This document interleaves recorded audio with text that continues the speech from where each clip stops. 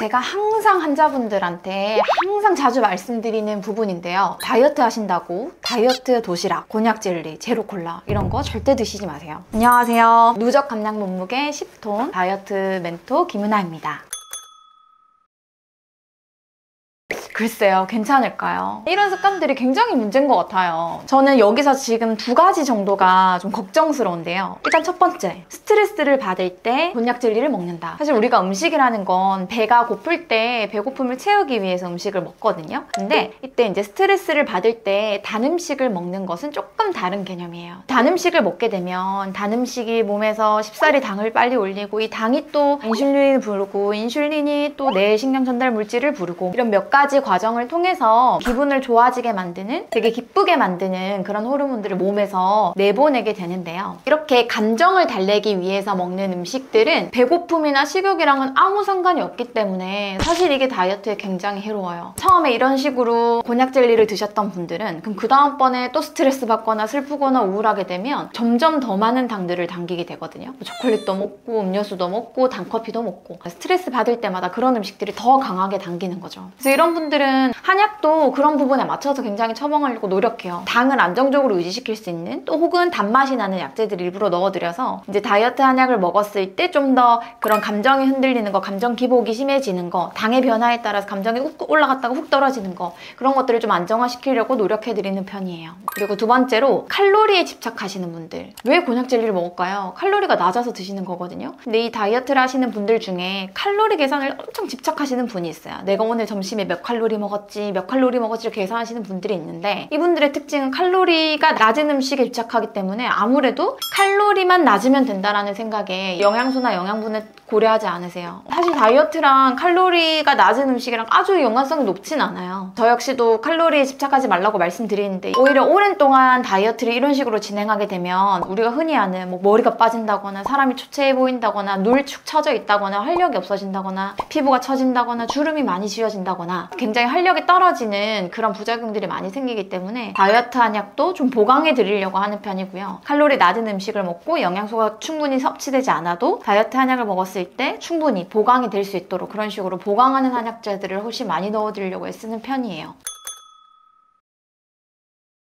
다이어트 도시락 먹으면 다 살이 빠질까요? 처음에는 잘 빠질 수 있어요. 짧은 기간 동안에는 잘 빠질 수 있는데요. 나중에는 3끼 다 다이어트 도시락만 먹어도 살이 잘 안 빠지는 경우들이 훨씬 많아요. 환자분들이 이번에 다이어트해서 꼭 10kg 빼야지, 꼭 20kg 빼야지, 15kg 빼야지, 이렇게 몇 킬로 빼야지를 목표로 삼지 마시고 다이어트를 하고 나서 앞으로는 다이어트 절대 안 해야지, 다이어트라는 것에서 완전히 벗어나야지 라는 것을 목표로 삼으셨으면 좋겠어요. 근데 이렇게 다이어트에서 벗어나기 위해서는 적절하게 내가 앞으로 유지해 나갈 수 있는 정도의 식단과 포만감과 충족감 이런 것들을 채워주셔야지 딱 요번만 다이어트를 하고 딱 끝내실 수가 있거든요. 앞으로 계속 해나갈 수 있는 식단, 생활 패턴들을 만들어가는 것을 목표로 하셨으면 좋겠거든요. 근데 다만 여기서 지금 예외인 거는 다이어트 도시락, 다이어트 식단이 나랑 너무 잘 맞는다고 하시는 분이 있어요. 저는 샐러드만 먹으면 속이 너무 편해지고 아침에는 앞으로 샐러드 먹으니까 너무 좋더라고요. 그런 분들은 예외예요. 근데 나는 앞으로 절대 안 먹을 건데 이 다이어트 기간에만 이걸 먹겠다 하시는 분들한테 지금 말씀드리는 거거든요. 제가 항상 제안드리는, 환자분들한테 제안드리는 식단은 올바른 영양소를 갖춘 식단은 우리 엄마들이 차려주는, 엄마가 옛날에 차려줬던 한식, 백반이 가장 좋은 식단으로 항상 알려드려요. 다만 그렇게 뭐 원래대로 다 먹게 되면 다이어트가 되지 않죠? 그 식단에서 식사량을 제한하고 반찬량을 줄이고 이런 부분들을 조금 더 신경을 쓰시면 훨씬 유지가 가능한 식단이고요. 대신 그렇게 먹으면 근데 배고프잖아요. 원래 먹는 것만큼 안 먹고 식사량을 제한하면 너무 배가 고프잖아요 라고 하면, 그럴 때는 이제 포만감이 들지 않기 때문에 그 부분은 이제 다이어트 한약들을 도와드리는 거예요. 다이어트 한약과 같은 포만감을 채워줄 수 있는 그런 약의 도움을 감량하시는 기간 동안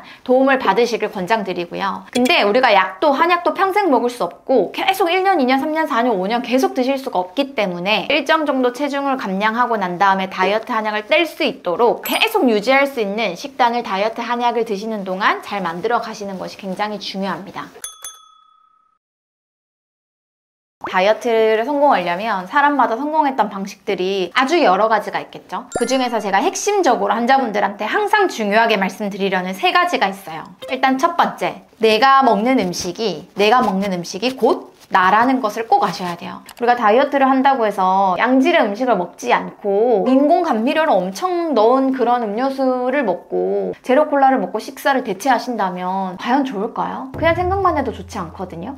다이어트를 할 때 칼로리만 너무 신경을 쓰고 영양 섭취에 대해서 신경을 쓰지 않는 그런 다이어트를 하시는 것에 대해서는 저는 항상 그러지 마시라고 항상 말씀을 드리고요. 칼로리가 되게 낮은 음식들을 계속 먹다 보면 우리 몸이 필요한 영양소를 땡길 때가 있거든요. 그런 느낌을 느끼실 때가 있거든요. 내 몸이 안 될 것 같은데 라는 느낌이 들어요. 그런 다이어트를 하지 마시고 적정한 영양소를 다 갖춘 일반적인 보통의 식사를 가져가시되 다만 근데 그 식사량을 제한하는 방식으로 다이어트를 하시는 것이 꾸준히 계속 유지하실 수 있는 다이어트의 중요한 방법이에요. 두 번째는 다이어트를 할 때 너무 마음을 조급하게 드시지 않는 것, 급한 마음을 드시지 않는 것이 굉장히 중요합니다. 저희 원장님들도 마찬가지인데 다이어트를 할 때 저 몇 월까지 몇 킬로 꼭 뺄 거예요 라고 하시는 분들이 계세요. 그래서 막 매일매일 하루에도 3번, 4번 막 체중계에 올라가고 저 어제 1kg 올랐어요. 어제 300g 올랐어요. 100g 올랐어요. 오늘 100g밖에 안 빠졌어요. 막 이렇게 말씀하시는 경우들이 있거든요. 그러지 마세요. 다이어트라는 게 굉장히 스트레스 받는 과정은 아니거든요.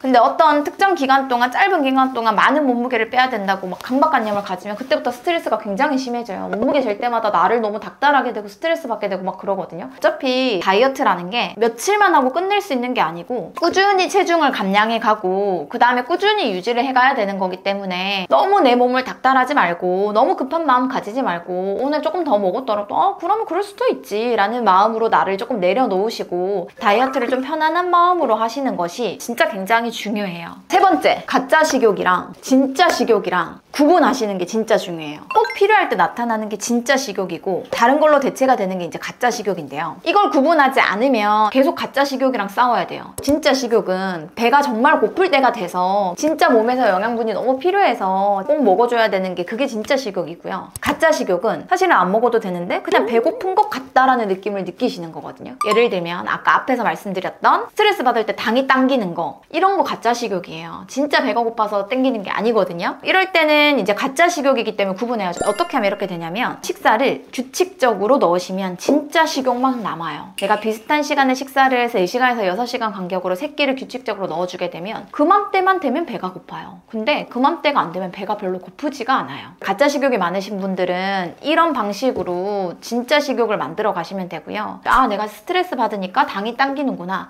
그러면 난 스트레스를 다른 방법으로 해소해야지 라는 방법으로 스트레스를 다른 방법으로 풀어내시면 되고요. 그 다음에 또 어떤 분들은 목이 마른 느낌을 배고프다고 느끼시는 경우도 있거든요. 이런 분들은 일단 물을 한껏 마셔보는 거죠. 그러면 가짜 식욕이 또 잠재워지거든요. 그럼 내가 목이 말랐던 거구나. 그럼 나는 목이 마른 걸 수 있으니까 이런 배고픈 느낌이 들 때는 그냥 물을 많이 마셔봐야겠다. 이렇게만 해도 대체되는 경우들이 있거든요. 그래서 진짜 식욕과 가짜 식욕을 구분해서 진짜 배고플 때만 식사를 하시면 됩니다.